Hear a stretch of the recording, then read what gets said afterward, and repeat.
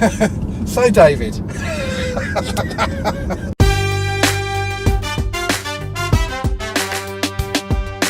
So, Chris, here we are. We're in sunny Dartford. Well, not so sunny Dartford really today. It's rather grey, overcast and gloomy.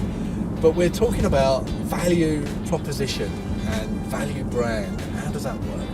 Okay, so take Guinness as a classic example. It's a great example of a company who really understands branding. So if a brand is a single word, concept, idea or belief that you own in the mind of your customers, which it is, what's the single word or idea that you think Guinness own in the mind of its customers? Good. Oh, that's not bad. Finish the sentence for me. Guinness is good for you. Good for you. My goodness, my Guinness. Now these guys have been on that platform for 80 odd years. Right? Brand was incredibly well positioned, and then for some strange reason they decided they were going to change it, and they went off into that strange world of Rutger Hauer, the guy with the white hair and the long black coat. Life is complicated, being a dolphin and everything. And they ended up winning an enormous amount of awards because it was brilliant advertising, brilliant marketing. And they were picking up young people, but in the process they were busy killing their brand, because what was happening was the older people like myself, who had grown up with Guinness is good for you, were no longer associating ourselves with the brand. Right? So they were spinning their wheels, spending a lot of money and destroying the brand. Somebody must have had a word with them on that basis, because they went back to that other sequence of good things that comes to wait. Yes, the horses and all the rest of it. Yeah. That's going back to the original value proposition. Yeah. Mars is another one. Mars a day helps you work, rest and play. I used to work for Mars. And then they moved away from it and they went off into this strange world of a measure of pleasure. But they've come back. It's now work, rest, play. So you've got a value proposition, you've got a single word you own in the mind of your customers. It is worth an absolute fortune on your balance sheet. The single most important thing on a successful company's balance sheet is not the tangible assets of its offices and cars, it's the emotional intangible of its brand equity, its brand reputation. At what point do you think a business should start to look at their brand positioning? Would you say it's a turnover point of view, or maybe a glass ceiling in their turnover? When would you say, when's the right time to start assessing it? Again, a great question. I would say before you start the business. So you clearly know what you're selling, to whom, of what emotional platform. I think you're a classic example, John. When you started your business, it was Splat, I believe. Splat WebWorks. You were a website designer amongst thousands of other website designers. And frankly, the only thing that I think differentiates website designers is price. And you're competing with people like GoDaddy at £99, right? You and I work together on your positioning, and you've now adopted the position of a full online marketing professional, offering the full range of services. You've focused in and defined what you offer. Brilliant work. Yeah, we're starting to see that come through on the bottom line. Each month we're compounding growth at the moment. It's been fantastic, the name and change and everything about it. But it is more the brand position statement work that you did for us is actually given us the blueprint from which all of our messaging has come from. So I now understand that, but how could you explain that a bit more clearly? Well, I would go back to that simple statement I've just given to you. I would ask them, if a brand is a single word, concept, idea, or belief that you own in the mind of your customers, I would say to them, what is it? And I would ask them some really awkward questions and drill down into that. And if I talk to them about an owned emotional sales proposition, I would ask them, what emotional sales proposition are you trying to develop? But by structuring those questions and structuring the approach, they'll end up with a positioning statement which enables them to come up with a marketing platform. Yeah. So it's really a banner from which the whole team can get behind and march behind. I love that phrase. It is actually creating a banner. And ideally, if you can get it down to 3 words, 4 words. Some companies do it in 1 word. HP, invent. Apple, think different. Right? But it's short and succinct and focused. And I run a thing, and we did it with you, didn't we? We did the back of the van test. I'm rushing up behind your van, I see your name. I find out what you're doing. You're online marketing professionals, and I'm looking for something that hooks me into saying I really want to get in touch with these people because that seems like an interesting approach. Yeah.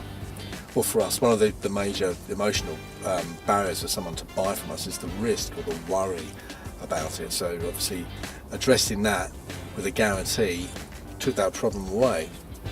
Yeah, and just let me remind you how incredibly nervous you were about that. Yeah. And yet you were giving me information that was proving that customer after customer, you were giving them 300, 800, 1,000% return on their investment, right?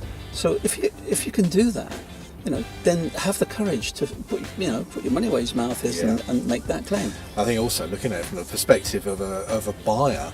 So if I was buying from me and I was one of maybe 3 or 4 different companies, and one company said, well, I'll guarantee the results.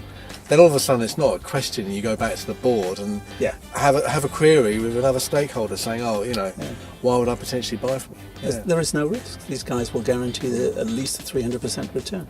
I mean, I do it with my own work. Right?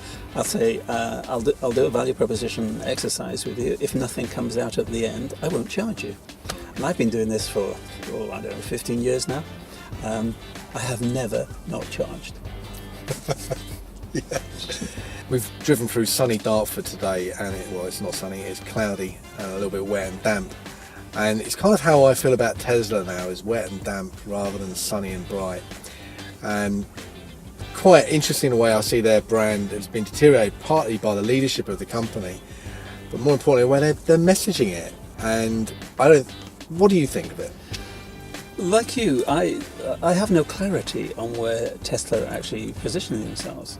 To me, they're an experiment on the fringes.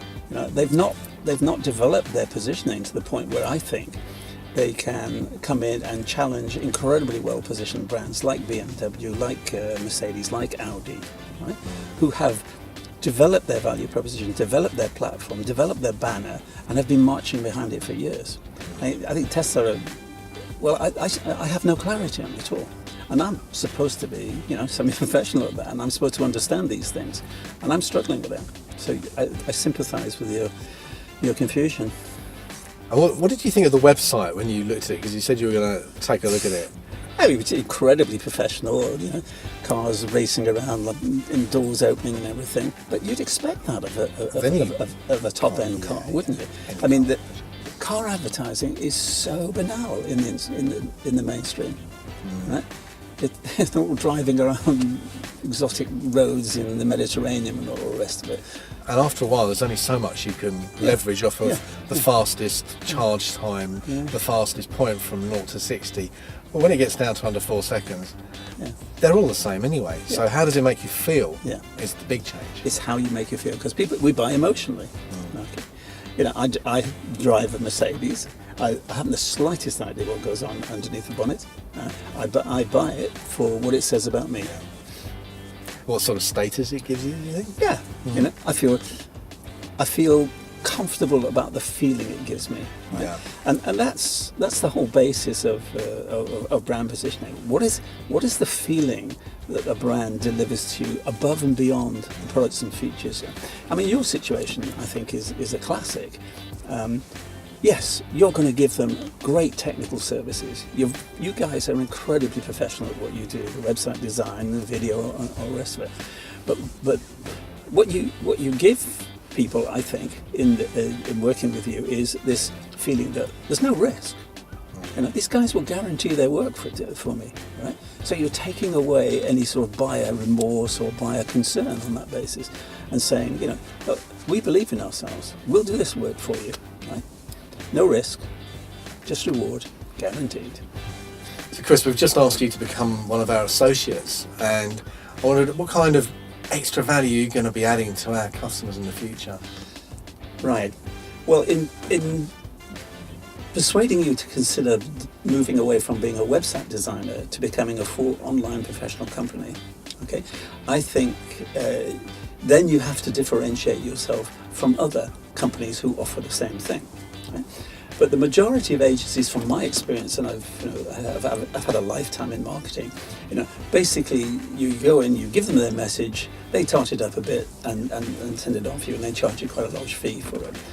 My view is at least 80% of marketing messages out there are essentially trying to dress up a commodity. Right? Because if you don't have a differentiated message, you are essentially a commodity, and the only thing that drives a commodity is price. Okay, so I think the value that I would be able to offer you, helping your clients, is to say, before we start spending any money, right? And you guys are very good at how you spend it online. Let's make sure that the message is meaningful. Right? There's that old saying that the medium is not the message. The message is the message. So I think the value you'll be giving to your customers is doing a check on their message to see whether it has relevance, whether it's distinctive, whether it's focused, and that is a huge amount of additional value. Yeah. Because only when you've got that message really focused can you start to do your magic in terms of putting it down through the right distribution channels, all that sort of stuff which you understand. I'm really looking forward to seeing some of the brands we work with increase with that kind of work. Really looking forward to it. Well, thanks very much, Chris. Thank you. It's been a pleasure to talk to you in the car today. It's been wonderful. I've always wanted to drive around Dartford in the rain. Beautiful.